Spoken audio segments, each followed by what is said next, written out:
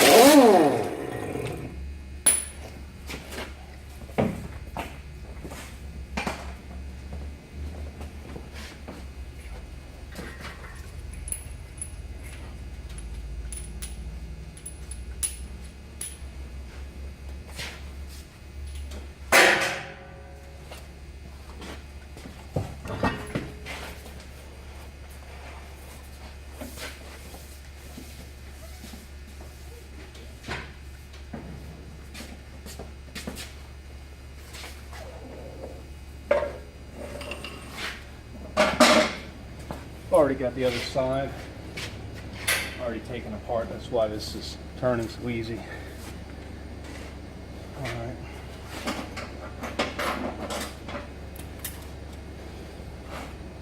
Next step, we need to back this brake off, get this brake drum off.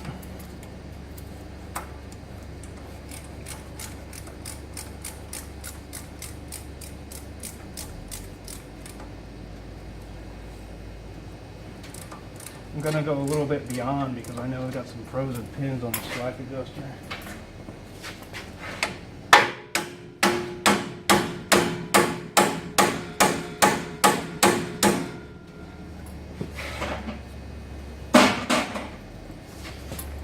Obviously, I took the cotter pins out first.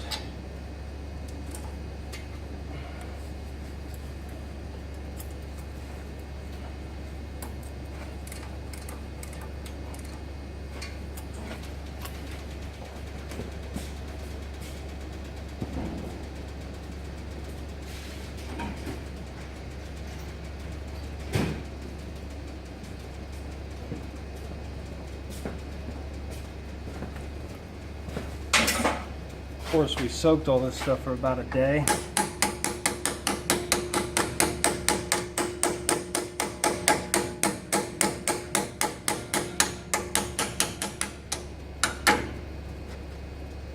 Sometimes it helps, sometimes it doesn't.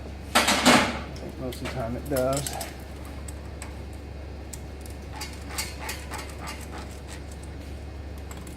All right.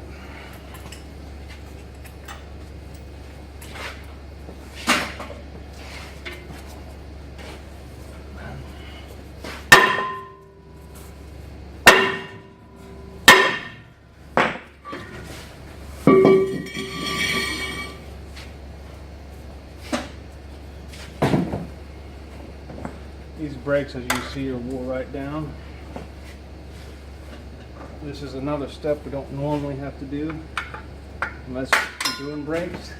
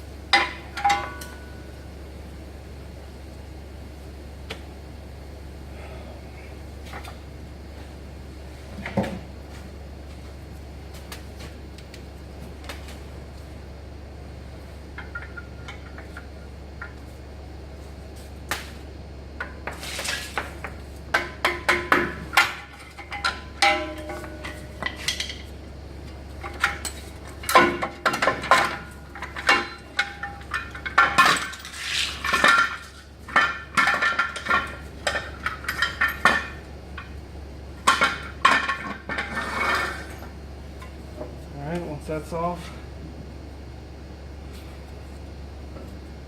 I didn't take this hub off.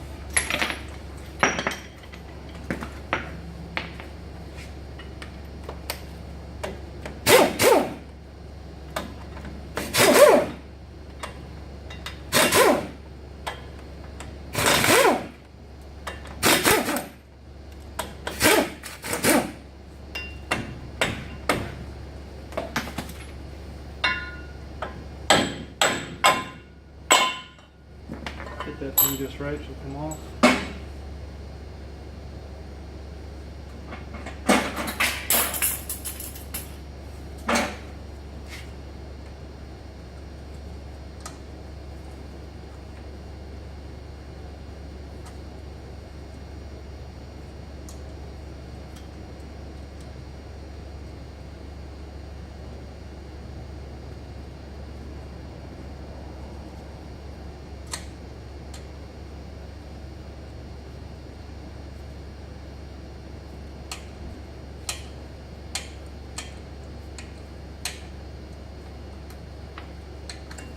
Cotter pin out.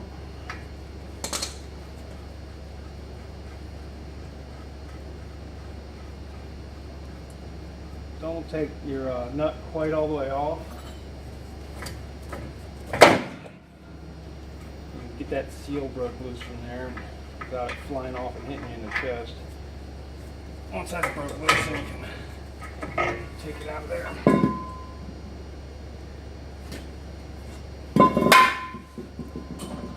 All this stuff with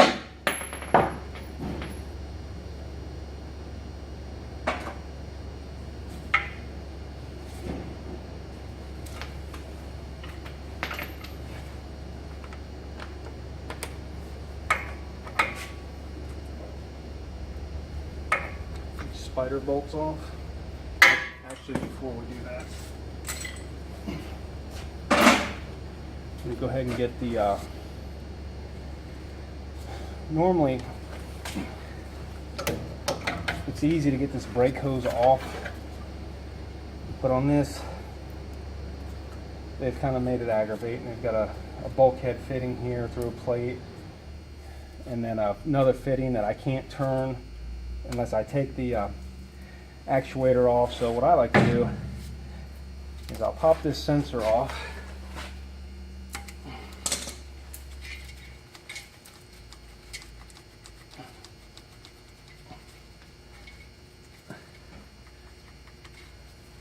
Get that out. Use an air tool, or I got a ratchet wrench here.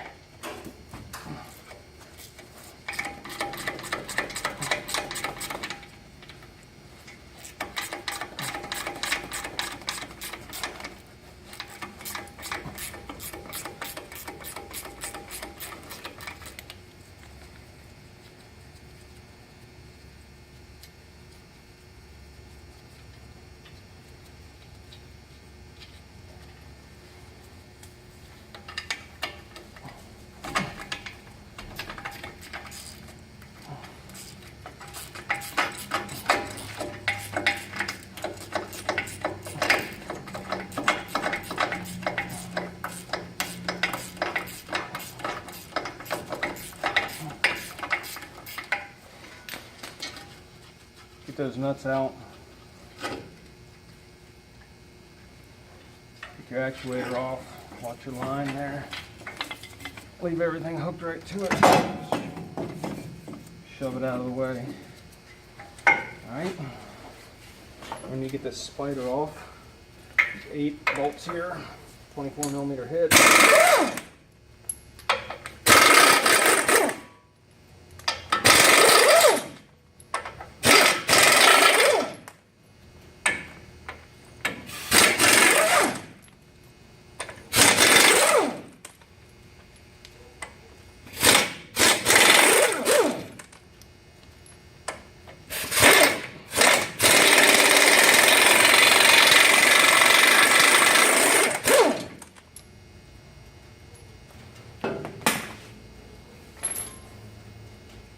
Little tap. Slide that out of the way. Check all this stuff Now's the time to check all this stuff, cam bushings and whatnot. Make sure that stuff that needs fixing, you want to go ahead and fix it. I got the cotter pin out of this tie rod end. Take the nut loose, not all the way off.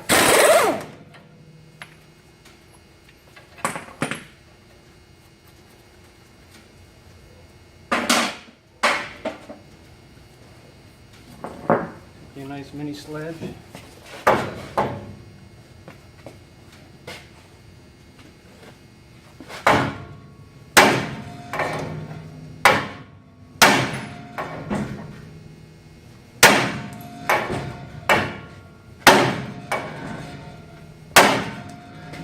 Give it a few good wraps.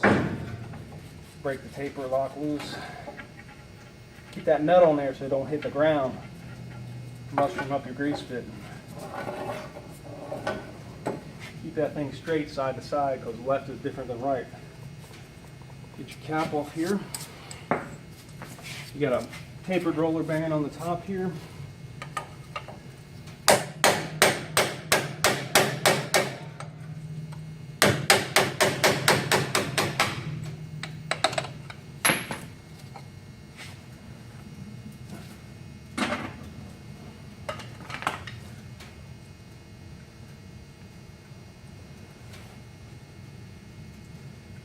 Some new gloves anyway.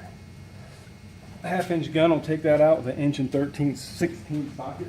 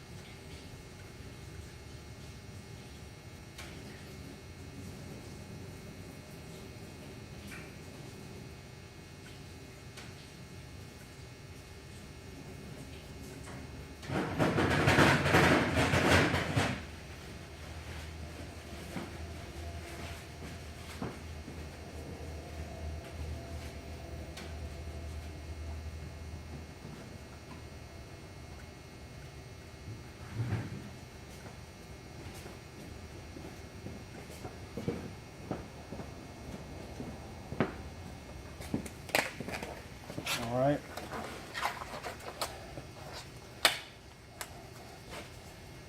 What we need to do before I want to take that loose, I want to take the plate off. There's a plate on the bottom here. You got a tapered roller bearing. This is a unique style to this truck. I've never seen them on anything else. Not in normal United States anyway. Got a tapered roller bearing on the top. On the bottom there's a bushing.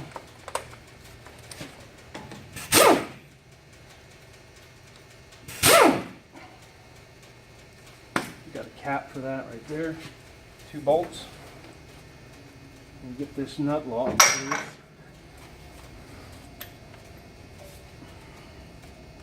It is a lock nut.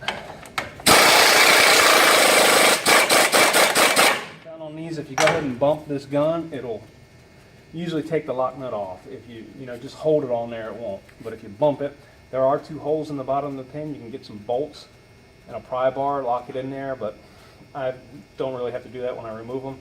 I do have a special tool that locks that pin so I can torque the pin when I install it, but usually this will get it. Let's see.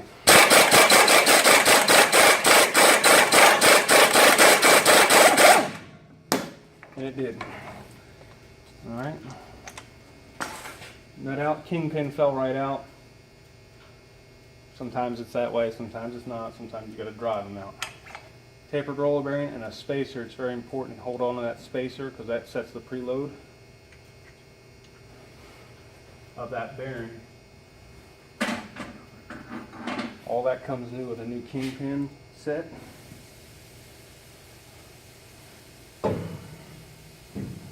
Got 2 seals here.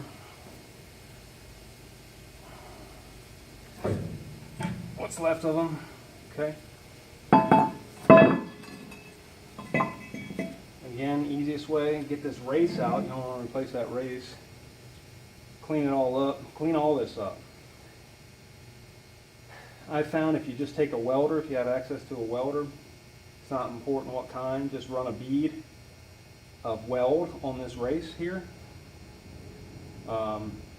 Couple of sides, maybe just one side, sometimes they're not in there that hard. The weld is so you can hit it with a chisel, gives you a place to hit. There's no place that's blind here, you can't get anything behind it or under it, it's real difficult. So what I've done, I just run a bead of weld on the race, and that gives me something to hit. Okay? So I don't know how long that took without looking at the camera there, but when you do a bunch of these, they're really pretty easy. Sometimes you run into some snags, like that pin was locked up, seized up in there. That's no big deal. Sometimes they're like that, sometimes they're not. Sometimes they come right out.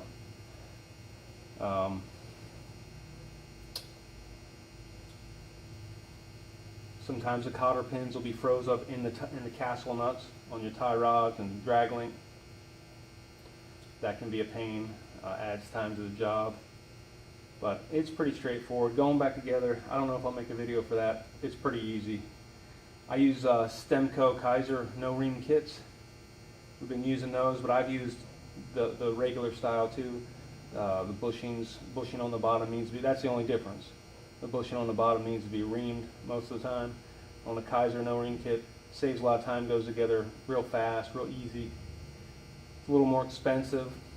I've heard some folks say they had they didn't like them for certain reasons, but I like them just fine so far. They are a little bit more money, but they do save a bunch of time.